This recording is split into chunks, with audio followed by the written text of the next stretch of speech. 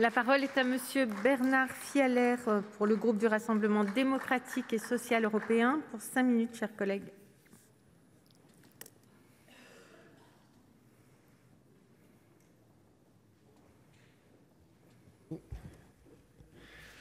Madame la ministre, madame le rapporteur, monsieur le président de la commission, mes chers collègues, la France est riche d'un patrimoine bâti exceptionnel et très divers, qui va du château au petit pigeonnier rural, sans oublier ses jardins remarquables.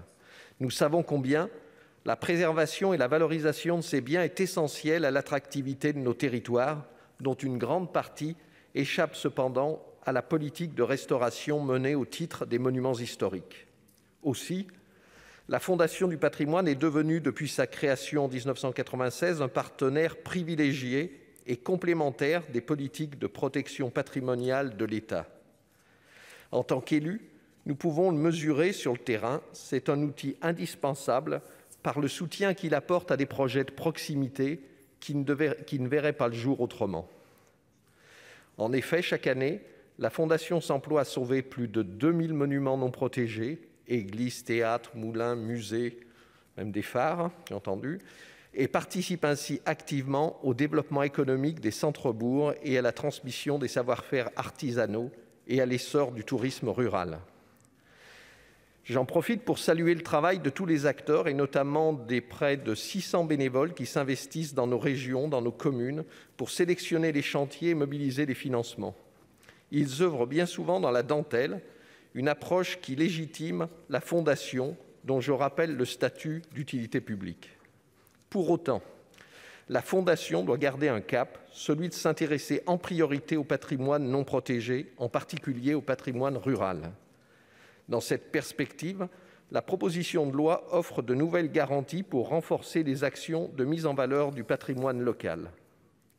Parmi ces garanties, on ne peut qu'adhérer à la réforme du label Fondation du patrimoine, qui ouvre droit à un avantage fiscal incitatif pour la restauration du patrimoine, mais dont une instruction administrative de 2005 était venue limiter la portée en le réservant au patrimoine rural des villes de moins de 2000 habitants. Aussi, notre groupe est favorable à l'élargissement du bénéfice potentiel du label à tous les immeubles situés dans des communes de moins de 20 000 habitants, un seuil qui correspond mieux au nouveau contour du monde rural. Le RDSE avait d'ailleurs approuvé ce seuil déjà introduit par la loi de finances rectificative de juillet dernier, et l'inclusion des parcs et jardins au dispositif est également une bonne chose. Le savoir-faire français en matière d'aménagement paysager étant également un trait reconnu et apprécié de notre patrimoine culturel.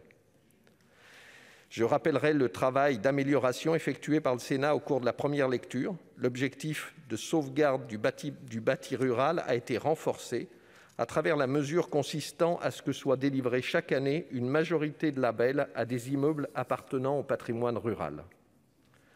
Dans le même esprit, nos collègues avaient élargi le collège des collectivités territoriales aux communes rurales. Tout cela va naturellement dans le bon sens et notre groupe y souscrit pleinement. S'agissant de la gouvernance de la Fondation, comme l'ont rappelé les orateurs précédents, le texte vise à la moderniser, la simplifier et la rendre plus efficace pour la rapprocher du droit commun des fondations reconnues d'utilité publique. Plus précisément, la rédaction proposée par le Sénat devrait permettre de fluidifier les décisions, un objectif que je partage bien entendu.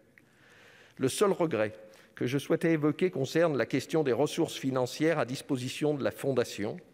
L'article 5, qui prévoyait dans le texte initial la possibilité de réaffecter des dons à un autre projet en cas de non-réalisation des travaux financés, a été supprimé par l'Assemblée nationale. Nos collègues députés ont mis en avant la fragilité juridique du dispositif. Certes, on peut le comprendre, mais ce retrait ne doit pas empêcher le gouvernement de réfléchir à une base légale permettant d'éviter le blocage de fonds. Doit-on s'inquiéter aussi, dans le contexte économique actuel, d'une possible raréfaction du mécénat des entreprises, un vecteur sur lequel s'appuie la Fondation ? Peut-être, Madame la Ministre, avez-vous des éléments sur ce point, ou plutôt sur ce risque ? Mes chers collègues, ici, dans la maison des collectivités locales, il n'est pas besoin d'en dire davantage pour convaincre sur la nécessité de sauver le petit patrimoine du quotidien. d'entretenir des bâtis caractéristiques de nos campagnes qui irriguent la vie locale et font le charme des détours sur les routes de France. Le RDSE, comme je l'ai dit, est favorable aux aménagements proposés autour de la Fondation du patrimoine et, par conséquent, nous voterons ce texte avec enthousiasme. Merci.